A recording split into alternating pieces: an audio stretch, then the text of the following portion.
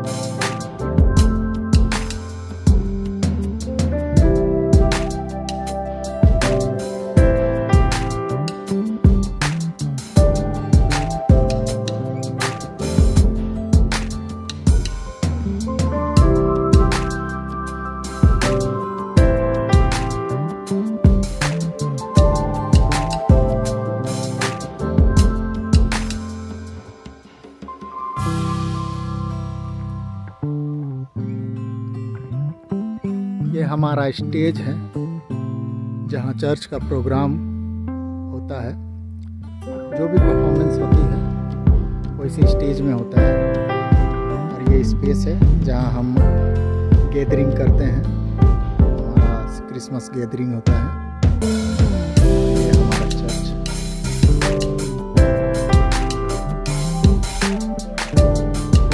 हमारे चर्च के अंदर अभी जो तैयारी चल रही है, 5 तारीख को संडे हम लोग कटनी मना रहे हैं, तो उसी की तैयारी चल रही है। और फिर आगे दिखाएंगे आपको कि कटनी कैसे सेलिब्रेट करते हैं हम लोग हमारे CNI चर्च बंडा मुंडा में। ठीक है, चर्च के अंदर में डेकोरेशन का काम चल रहा है, तो देखिए।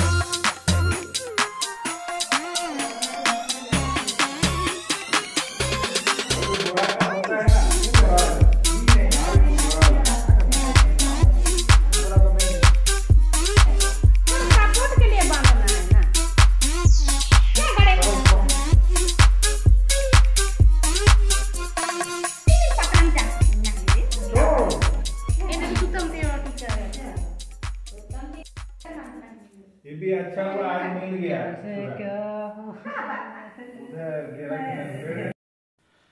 हाँ, तो फाइनली डेकोरेशन का काम ख़त्म हुआ। चलिए अब आपको डायरेक्ट ले चलते हैं जो हमारा चर्च स्टार्ट हो रहा है, और कुछ लोग सब आ रहे हैं। ठीक है, तो चलिए देखते हैं आगे। क्या हुआ? तो वीडियो से ले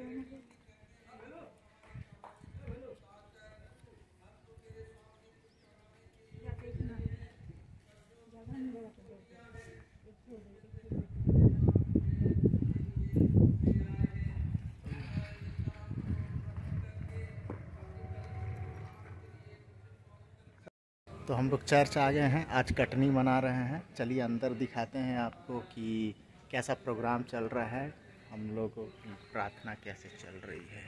तुमने कहा था यदि तुम मेरे आज्ञा को मानोगे और उस पर चलोगे, काम में भी तुम हाथ लगाओगे, मैं इस पर आशीष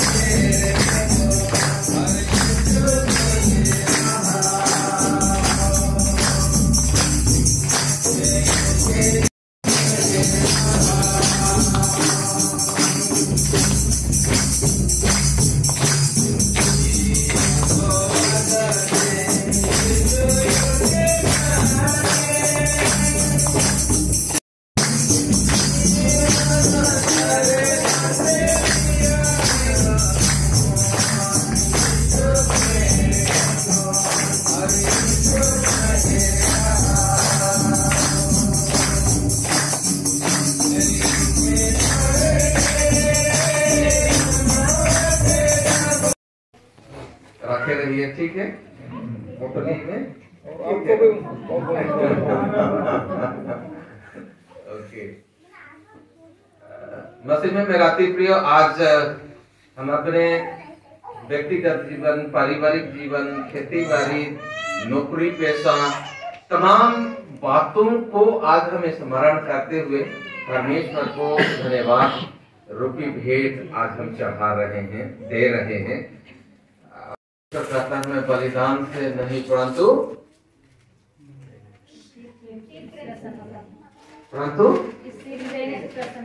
स्थिर प्रेम से प्रसन्न होता हूँ। बलिदान से नहीं परंतु मैं स्थिर प्रेम से धन्यवादी भेंट से प्रसन्न होता हूँ ना। तो हमारा खुदा जो सब कुछ का मालिक है, वो आपको पद में आप लोगों को मिलेगा कि यह क्या पर्व है। इस्राएलियों का नहीं, तुम्हारा नहीं, मसीहियों का नहीं, परंतु किसका पर्व है? किसका पर्व है? बोले मेरा पर्व है, ठीक है ना। हाँ, एक बार चौथा पद को पढ़िए, 23 का चौथा को ले व्यवस्था। ये यहोवा के पर्व हाँ, एक एक के ठहराए हुए समय में तुम्हें पवित्र सभा करने हैं, प्रचार करना होगा। हाँ, ये है। तो पहले आप लोगों ने सुने क्या प्रचारक सर क्या पढ़े? क्या पढ़े? और एक बार जोर से पढ़ दीजिए, स्टार्टिंग को। फिर यहोवा के हाँ हाँ, ठीक है ना। फिर यहोवा के पर्व, ठीक है ना, जिसके बनाने का विधि विधान जो है वो इस प्रकार है, और इसके लिए तुम पवित्र सभा करना ना। एक नया खनी पर्व है, आप लोग केवल मनाते हैं, लेकिन इसमें वो जुड़ा है, नया खनी पर्व है पहला, जो कि ये संबंधित था यीशु मसीह का फल होगा, ठीक है ना, उससे जुड़ा हुआ है। उसके बाद में जो आज आप लोग में मना रहे हैं कटनी पर्व, कटनी पर्व, इसको यादगार में परमेश्वर दिए थे, व्यवस्था दिए थे उनको ना। व्यवस्था जब दिए थे तो उसी व्यवस्था की स्मृति में इनको जो है एक कटनी पर्व मनाते थे, ठीक है ना, कटनी पर्व। लेकिन परमेश्वर यहाँ कटनी पर्व विशेष रीति से उनको मनाने के लिए क्यों बोले थे, उसमें यही बात है कि जब मिस्र के गुलामी से परमेश्वर उन्हें छुटकारा देता है। पहले बात तो आप लोग समझ लीजिए कि अब्राहम को निज गांव, घर, देश से परमेश्वर बुलाता है, और अब्राहम जो जवान था यहोवा की आवाज सुनता है, सब कुछ छोड़ के वो चला जाता है। परमेश्वर कहता है कि मैं तुम्हें एक जाति मतलब कुल दूंगा, देश दूंगा, दूध और मधु धारा बहने वाले देश मैं तुमको दूंगा, ऐसा बोलते हैं ना। इसको छोड़ोगे, मेरे आज्ञा को मानोगे और चलोगे तो मैं तुम्हें एक देश दूंगा, और वह देश जो है वहाँ इतना उपजाऊ भूमि है कि दूध और मधु देश वो बोलते हैं ना। अब्राहम विश्वास करता है परमेश्वर के बात को और सब कुछ छोड़ के परमेश्वर के आगे अनुसार आगे बढ़ता है। बढ़ने के क्रम में वो क्या होता है, उसके वंशज जो है मिस्र में गुलाम आकार में रहते हैं, ठीक है ना। अब परमेश्वर फिर उन्हें छुड़ाता है उनसे और फिर आगे ले चलता है। आगे जब ले चलता है उस क्रम में परमेश्वर मसीह में मेरा प्रिय, परमेश्वर ये चाहता था क्योंकि जो कनान देश में लोग जा रहे हैं जिसे देने का परमेश्वर वादा किया है, वहां असल में तो अन्य लोग वास करते हैं पहले से, ठीक है ना।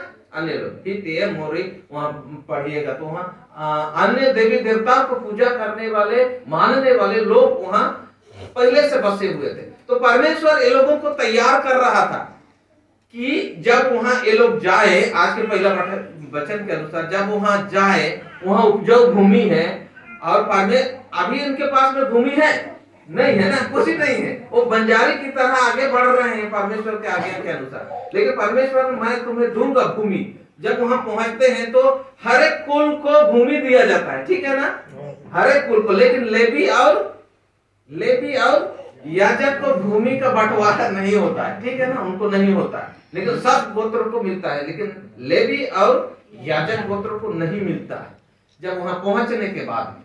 लेकिन उससे पहले परमेश्वर इनको तैयार कर रहा है क्योंकि वहां जो लोग हैं वो एक बाल देवता और आस्तोरेत देवी का वो लोग पूजा करते थे, मानते थे। और उनका विश्वास है था कि खेती बाड़ी में घर परिवार में पशु पक्षी में और वैवाहिक जीवन में परमेश्वर है ना, वो लोगों का जो आस्तोरेत है, बाल है, ये लोग क्या करते हैं, आशीष देते हैं। समझ रहे हैं मेरा बात को।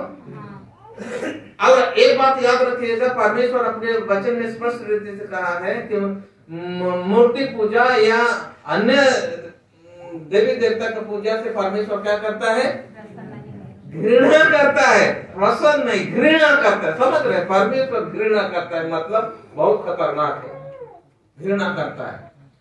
तो इसीलिए परमेश्वर चाह रहा था कि जब वो लोग वहां जाएं और खेती बाड़ी जब करें, उपजाऊ भूमि में बहुत हो, तो इनका मन जो है अधिक होने के कारण से ये ना सोचे कि हम अपने बलबूते पर कमाए हैं, ये ना सोचे कि उनसे घुल मिलने के कारण से ये जो है आस्तोरेत देवी और बाल जो है भगवान जो है इनको वो आशीष दिया है, ये ना सोचे। क्योंकि ऐसा जब सोचते हैं तो उनका जीवन में जो आशीष मैं देना चाहता हूँ, जो उन्हें फलवंत करना चाहता हूँ, उससे वो क्या हो जाएंगे, वंचित हो जाएंगे। और मेरा क्रोध जो है, कोप आशीष के बदले कोप इनके जीवन में, पारिवारिक जीवन में ये लोग भोगेंगे।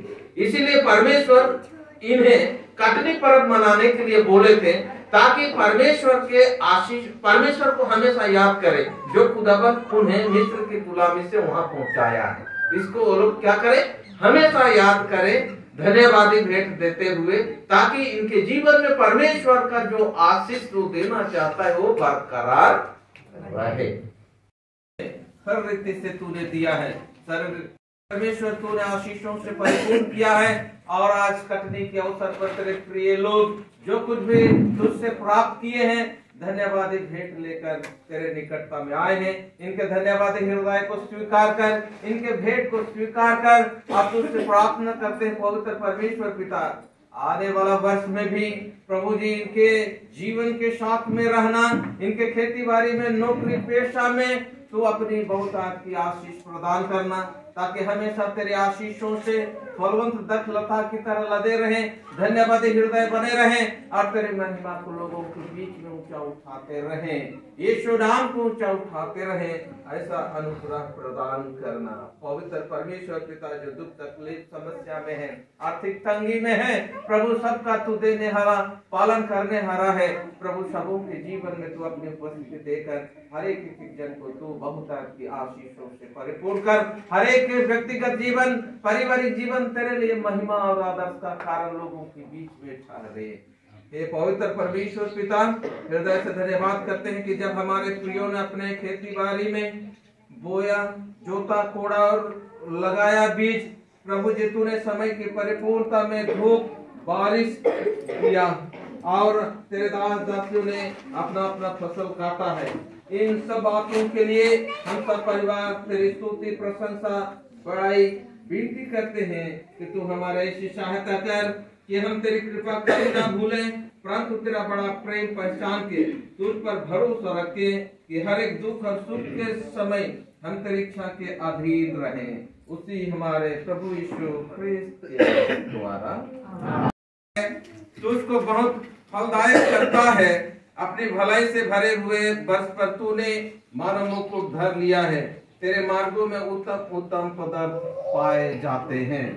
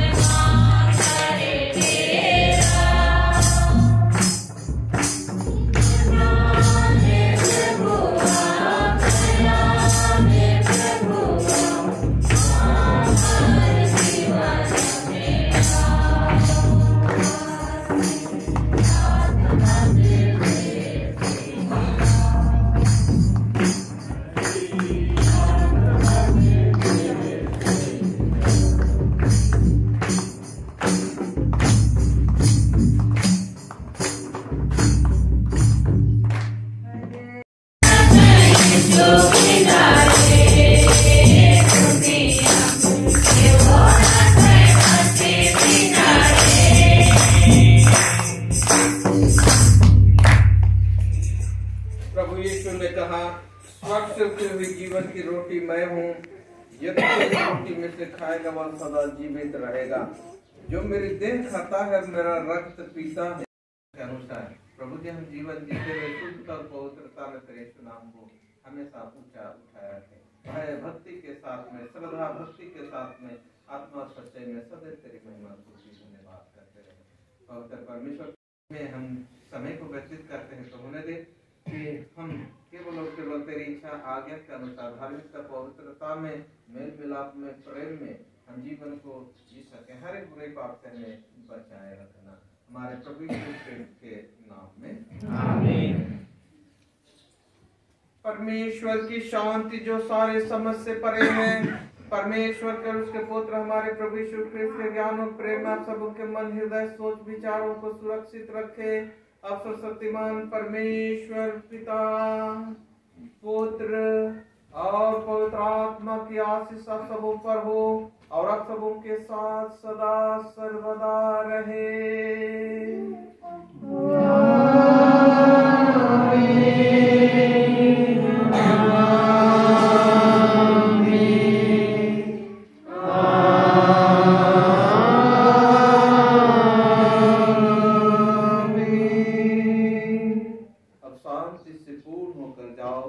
प्रभु से प्रेम रखो और उसकी सेवा करो।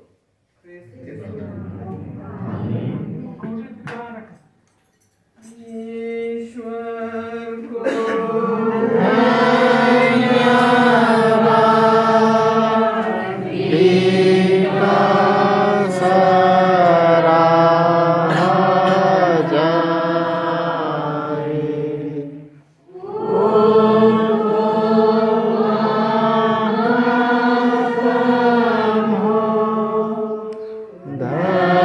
धर्मात्मा स्तुति।